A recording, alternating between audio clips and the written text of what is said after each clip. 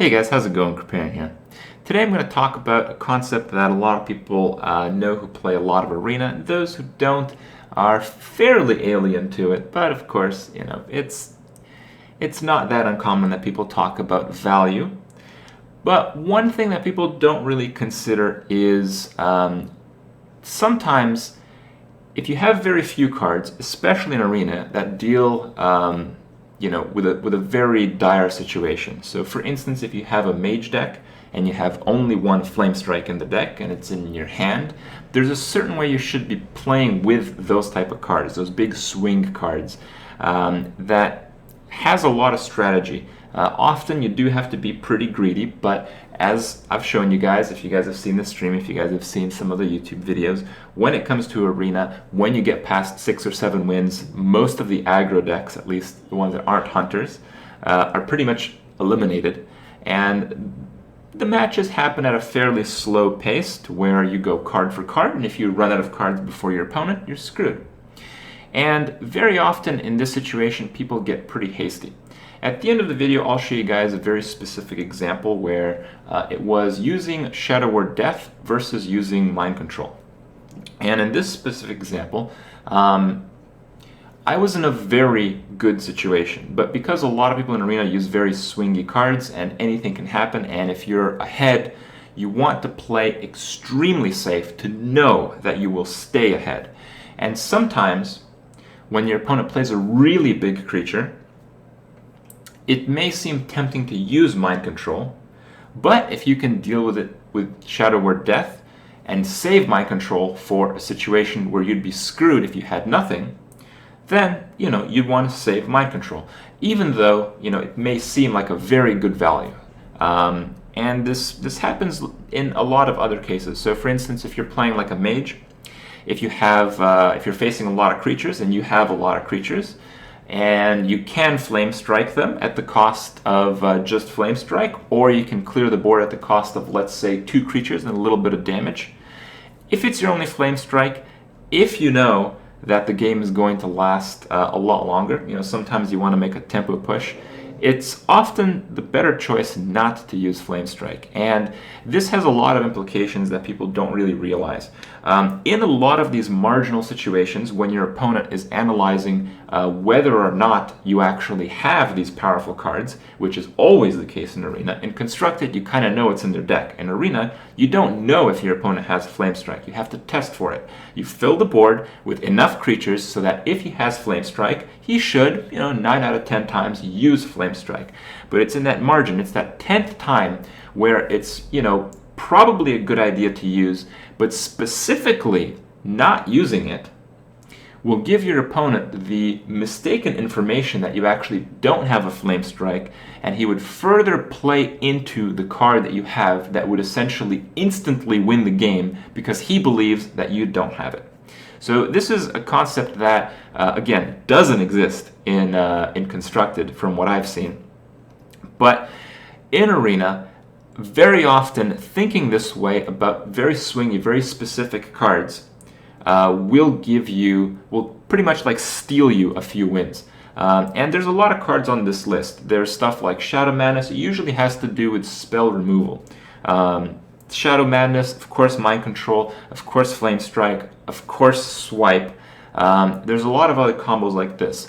Just to mention a few more details when it comes to cards like Swipe, if you only have one Swipe and you have a lot of spell damage in the deck, very often your opponent will test or do a pretty decent setup for a Swipe, and if you don't use it because you're saving it for spell power, your opponent will play more stuff and your Swipe will essentially gain value as the game progresses.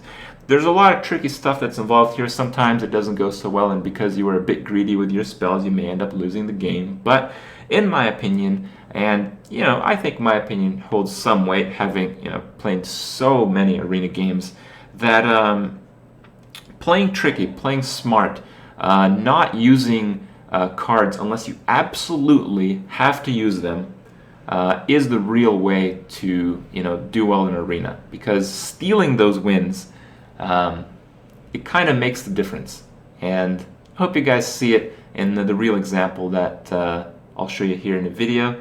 And maybe you guys are a bit more willing, a bit more interested the land of Arena. So check it out, and I'll see you guys tomorrow. I'm gonna play this very conservative. Good.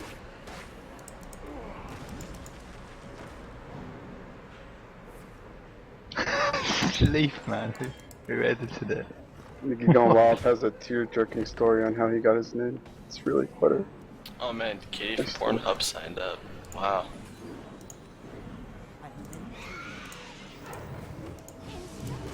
This is groundbreaking.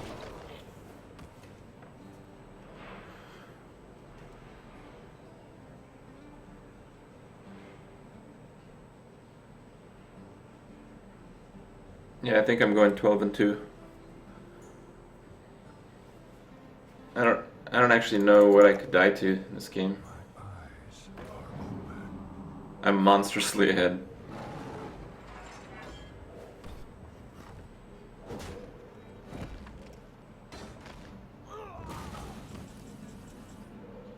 Instruction begins.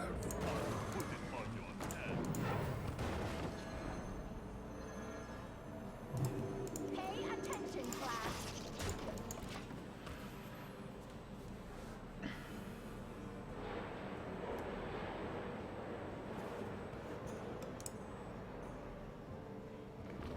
There's a poop feast for 20.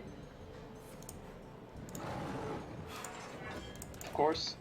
Double Deathwing. I could handle double Deathwing.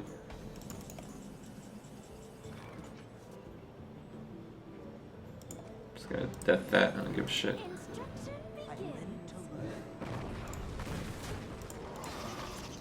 Another round.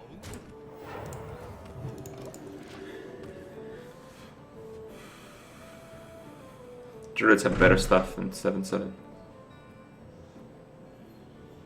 And there's a reason this guy's at 11 wins. He has to have like a legendary or something. Oh, Ragnaros! Is that right? Oh, that's interesting. Looks like Crip was totally right on that. Why would I not mind control LOL? Yeah. He just conceded. I guess he knew I had mind control.